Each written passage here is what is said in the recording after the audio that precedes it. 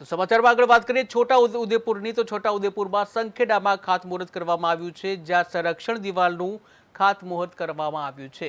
2024માં ઉચ્ચ નદીના પાણીથી નુકસાન થતું હતું, ત્યારે સંખેડાના ધારાસભ્ય આ અંગે હાજર રહ્યા છે, જ્યાં 1,34,00,000માં દિવાલ બનાવાશે।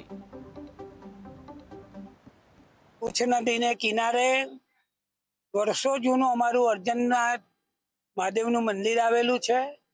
ભારે વરસાદને કારણે અમુક ભાગ ધોવાઈ ગયો હતો અને છેલ્લા બે વર્ષથી આ તકલીફ હતી અને આ અંગે અમારા સંજયભાઈ, અમારા નીતિનભાઈ, અમારા બધા આગેવાનોએ રજૂઆત કરી ગામના કે સાહેબ આને વહેલું બનાવો અને આમના અર્જુનનાથ મહાદેવનું જે ટ્રસ્ટ છે એમને પણ મને બધાએ વાત કરી હતી। અભયસિંહ તડવી સાહેબ, ધારાસભ્ય મલકાબેન પટેલ, જિલ્લા પંચાયત પ્રમુખ દ્વારા અર્જુનનાથ મહાદેવ પ્રોટેક્શન વોલ જે ઘણા સમયથી સરકારશ્રીમાં રજૂઆત અંગે હતી, તેનું અત્યારે ખાતમુહૂર્ત આપણે અભયસિંહ તડવી સાહેબ દ્વારા કરવામાં આવેલ છે।